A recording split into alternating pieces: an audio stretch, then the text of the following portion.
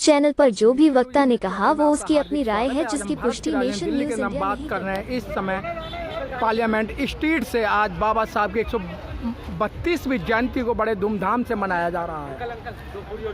हमारे बीच में है अधिवक्ता हाई कोर्ट महेश कुमार जी, महेश चंद जी, कैसा लग रहा है आज बाबा साहब की 132वीं जयंती को बड़े धूमधाम से मनाया गया है? देखिए, ये एक हमारे लिए ऐसा विषय है जो हमने कभी किताबों में नहीं पढ़ा और शायद हमें पढ़ाया भी नहीं गया, और आज ऐसा प्रतीत होता है कि जैसे कोई ऐसी व्यवस्था थी जो हमसे छुपाई गई और एक बहुजन समाज से छुपाई गई, एक समाज से छुपाई गई।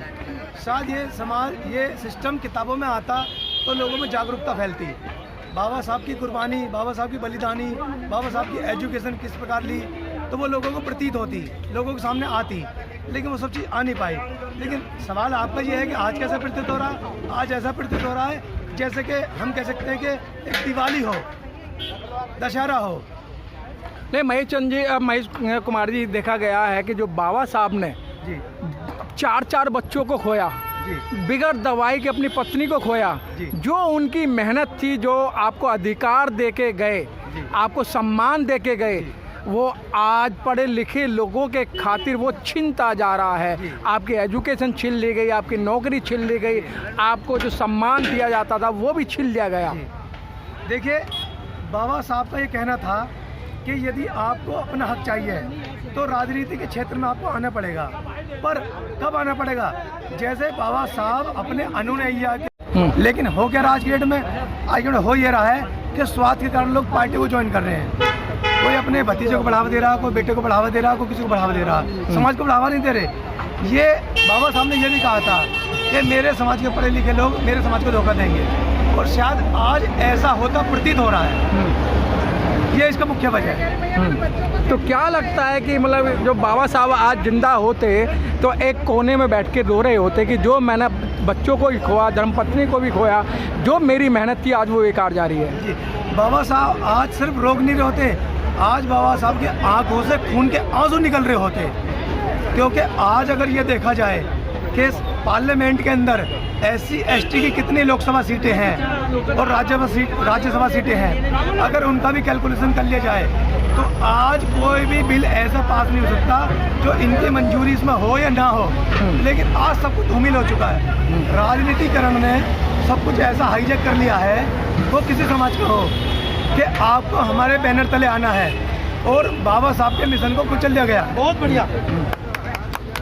क्या लगता है कि जिस तरीके से 131 मेंबर पार्लियामेंट बाबा साहब के रिजर्वेशन से जीत कर आते हैं, जब दलित समाज पर एट्रोसिटी होती है तो उनके मुंह में दही जम जाती है, बोलते नहीं हैं? जी, उसकी वजह है क्योंकि वो लोग ये समझते हैं कि हाँ आज हम इस पार्टी से जुड़ गए हैं। मैं किसी पार्टी विशेष का नाम नहीं ले रहा, लेकिन वो पार्टी के कहीं ना कहीं किसी न किसी रूप से मानसिक गुलाम हो चुके हैं, और उन्हें कहीं ना कहीं ये एहसास है कि मुझे अपनी पत्नी को कहीं सेटल करना है, मुझे अपने भतीजों को सेटल करना है, मुझे अपने बेटे को सेटल करना है।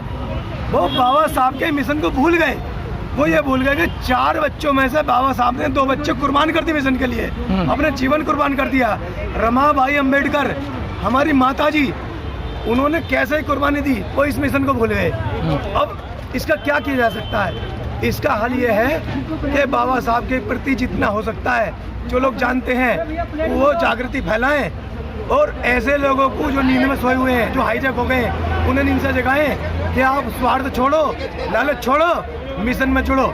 सर, बाबा साहब ने कहा था जिस समाज के अंदर 10 वकील, 20 डॉक्टर और 20 इंजीनियर पैदा हो जाएंगे तो उस समाज को कोई भी पीछे नहीं कर सकता है। लेकिन आज तो लाखों की तादाद में वकील हैं, लाखों की तादाद में इंजीनियर हैं, लाखों की तादाद में डॉक्टर हैं, फिर भी बाबा साहब का कारवा आगे नहीं बढ़ रहा है। देखिए, जैसा मैं आपकी मीडिया के माध्यम से पहले बता चुका हूँ कि लोग अपनी सोच को एक निजी स्वार्थ के कारण गरीबी रख चुके हैं, और यही वजह है। एक्चुअली होता क्या है कि बाबा साहब ने ख्वाब कुछ और देखा था और समाज में हो कुछ हो रहा है। बाबा साहब को ये उम्मीद नहीं थी कि लोग इतने स्वार्थी हो जाएंगे, क्योंकि अगर बाबा साहब को किस बात की कमी थी, मैं बाबा साहब कहना चाहता हूँ, कम टू तो बाबा साहब को किस बात की कमी थी? कोई कमी नहीं थी, लेकिन बाबा साहब ने कुर्बानी दी। बाबा साहब के पद चिन्हों को समझने की जरूरत है।